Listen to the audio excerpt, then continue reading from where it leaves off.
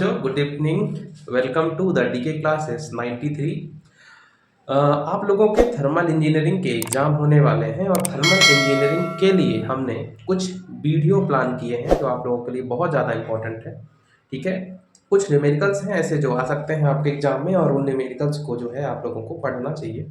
ठीक है, तो आप लोगों को सबसे पहले ध्यान देना है कि उनमें हम 5 प्रकार के या 5 से 6 फ़ॉर्मूलों को बहुत बढ़िया तरीके से पढ़ेंगे। ठीक है, और फ़ॉर्मूले के एक-एक अक्षर की वैल्यू को समझेंगे, मतलब को समझेंगे। यहाँ पे लिखा हुआ है प्यारे बच्चों कि 2 सिलेंडर। अच्छा, सबसे पहले जो है हम 3 प्रकार की पावर्स की बात करते हैं। एक होता है इंडिकेटेड पावर, दूसरा होता है ब्रेक पावर और एक और तीसरा भी होता है जो कि होता है फ्रिक्शनल पावर। ठीक है, फ्रिक्शनल पावर यानी कि घर्षण शक्ति। ठीक है, मैं इनको डिटेल में बहुत ज्यादा नहीं बताना चाहूंगा, बस जो फॉर्मूले हैं उनका डिस्कशन हम कर लेते हैं। तो इसका फॉर्मूला होता है प्यारे बच्चों, इंडिकेटेड पावर बराबर पीएम इंटू एल इंटू ए इंटू एन। ठीक है, ये हो गया। दूसरा, यदि 2 सिलेंडर हैं तो यह नहीं रहेगा, यदि सिलेंडर 2 से ज्यादा हो गए यानी कि 4 हो गए तो 4 सिलेंडर के केस में हम n ना लेके क्या ले लेते हैं, n/2 ले लेते हैं। n को ना लेके कि हम क्या ले लेंगे बच्चों, n/2 ले लेंगे। उसी तरीके से एक फॉर्मूला होता है ब्रेक पावर का। ब्रेक पावर का फॉर्मूला क्या होता है, ब्रेक पावर बराबर, ठीक है, W minus s into d into pi into n. ठीक है, चाहे ये पावर हो, चाहे ये पावर हो और चाहे वो पावर हो, पावर की यूनिट हमेशा क्या होती है, वॉट। क्या होती है, वॉट। और अगर आप सारी यूनिट्स को एसआई यूनिट में पुट करेंगे तो आंसर हमेशा आपका वाट ही आएगा।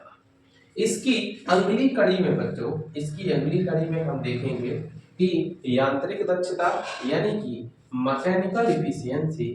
ठीक है, मैकेनिकल इफिशियंसी।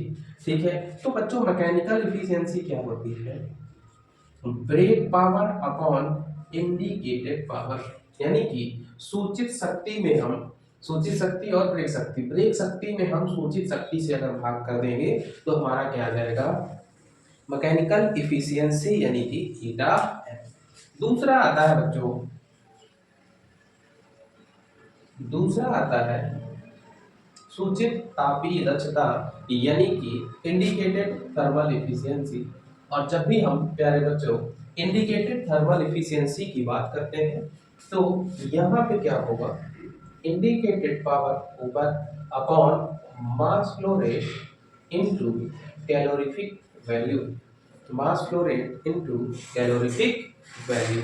ठीक है, उसके बाद अगर हम अगले में देखें तो ब्रेक इफिशियंसी या ब्रेक थर्मल इफिशियंसी की बात करें तो क्या होगा, ऊपर ब्रेक पावर, नीचे वही mass flow rate into calorific. Into में 100 लिख देंगे तो परसेंटेज में आ जाएगी, इसमें भी इनटू में अगर 100 लिख देते हैं तो परसेंटेज में आ जाएगी, अगर इसमें भी 100 लिख देते हैं तो ये भी क्या आ जाएगी, परसेंटेज में आ जाएगी। ठीक है, तो ये बच्चों आप लोगों को सीखना है। इसके पहले हमने auto cycle, diesel cycle, Carnot cycle, ये सारी साइकिल्स पढ़ाई हुई हैं। आप उनके वीडियो प्रीवियस लेक्चर्स में जाके देख सकते हैं, उनकी लिंक हम डिस्क्रिप्शन में डाल देंगे और डिस्क्रिप्शन में भी जाके आप सारी चीज़ों को देख सकते हैं प्रॉपर तरीके से।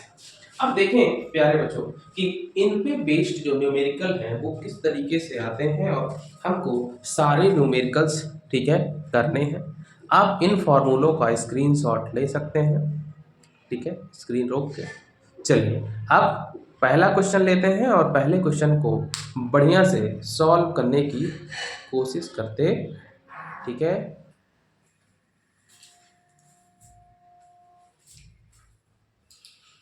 तो बच्चों ये क्वेश्चन है और इस क्वेश्चन में देखो हमको दिया हुआ है कि एक 2 स्ट्रोक डीजल इंजन है और इस इंजन की हमको सूचित शक्ति ज्ञात करना है, सूचित शक्ति ज्ञात करना है।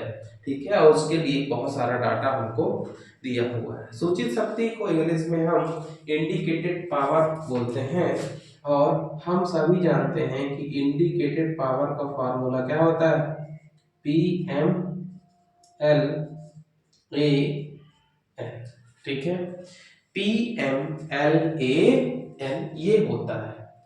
मैं आज आप लोगों को एक बात बता रहा हूं कि अगर यदि आप सारे डाटा को, जितना भी डाटा होता है, यदि आप उसको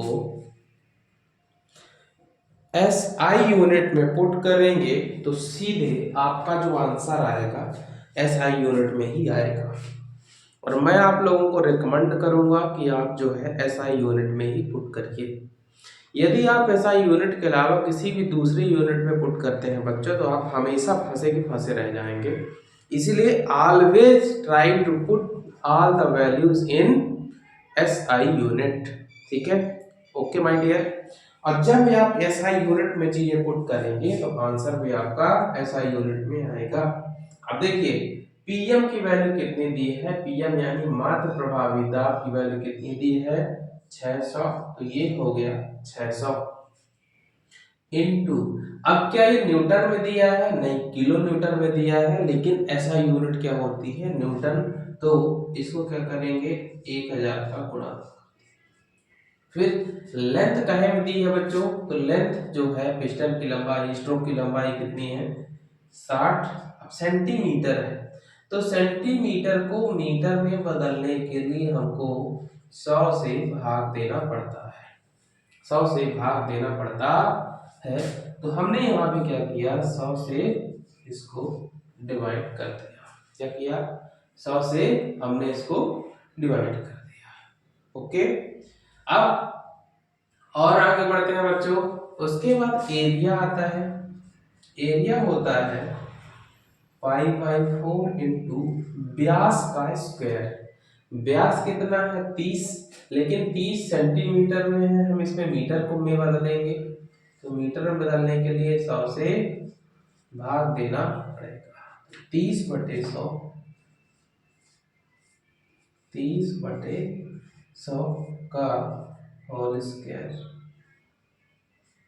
उसके बाद और आगे बढ़ेंगे तो है, ठीक है, क्या इंजन की गति किसमें दिया है प्रति मिनट में। और मैं आप लोगों की जानकारी के लिए बता दूं बच्चों कि प्रति मिनट कभी भी SI यूनिट नहीं होती, प्रति सेकंड होती है। तो इसको भी जो भी नंबर्स अगर किसमें दिया है प्रति मिनट में, उसमें आपको 60 का भाग देना पड़ेगा। आपको सबसे पहले क्या करना है, इस फॉर्मूले को लिखना है। फॉर्मूले के लिखने के पश्चात जो है आपको तुरंत बच्चों ये डाटा पुट करना है।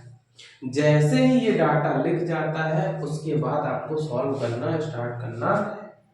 1 0 2 0 3 0 ऊपर के, नीचे के 1 0 2 0 और 3 0, ठीक है। अब इसको एक बार और लिख दो, 4 है, ये 4 से ऊपर कट जाएगा, ठीक है, यहाँ पे आ जाएगा 20। और भी कुछ कट रहा है क्या, कट रहा है, इस 6 से ये कट जाएगा, यहाँ पे कितना बचेगा 100। तो अब जो डाटा बचा उसको आप यहाँ पे लिख लीजिए, तो 100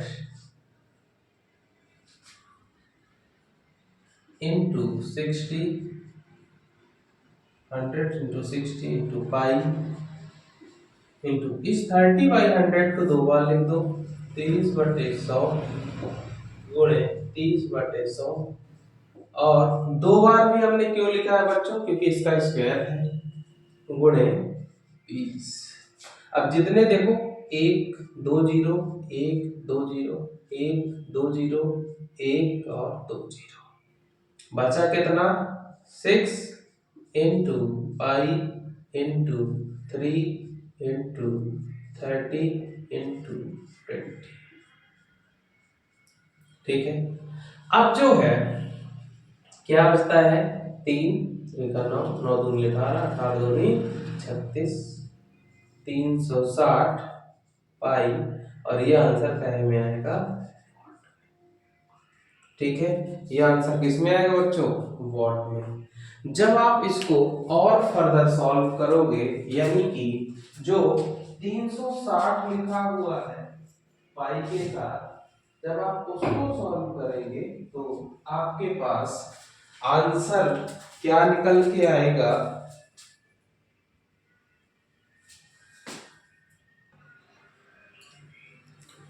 तो प्यारे बच्चों शायद हमसे यहाँ पे कोई गलती हुई है और इसको हम थोड़ी सी चीजों को सही कर लेते हैं। ठीक है, देखिए लिखा है 6 into pi into 3 into 30 into 20, 30 into 20 कितना हो गया 600, 600 गुणे 6 3600, 3600 तो यहाँ से थोड़ी सी सुधार देते हैं। ठीक है, 6 3 6 3 18, 18 2 36, 18 3 54, 540 गुणे पाई गुणे 20। अब आप जब इसको जो है कैलसी की मदद से सॉल्व करेंगे, 540 गुणे पाई गुणे 20, तो ये आएगा बच्चों 3392.20 वॉट। और अगर हम चाहें तो इस वॉट को किलोवाट में बदल सकते हैं और वॉट को किलोवाट में बदलने के लिए 1000 का भाग देना पड़ेगा। 33,929.20 बटे 1000, तो आंसर क्या आ जाएगा 33.929 किलो, क्या आ जाएगा 33.929 किलो। तो ये इस चैप्टर का सबसे बेसिक क्वेश्चन है प्यारे बच्चों। ठीक है, तो आज आप फिलहाल इस क्वेश्चन को पढ़ो, एक दो बार सॉल्व करने की कोशिश करो। उसके तुरंत बाद कल जो है 2-3 बड़े बड़े क्वेश्चन लेंगे और 2 से 3 क्लासों में सारे क्वेश्चन जितने भी हो सकते हैं सारे क्वेश्चन हम करवा देंगे। ठीक है, चलो बच्चों थैंक यू, सपोर्ट बनाए रखो, शेयर करो, लाइक करो, सब्सक्राइब करो, धन्यवाद।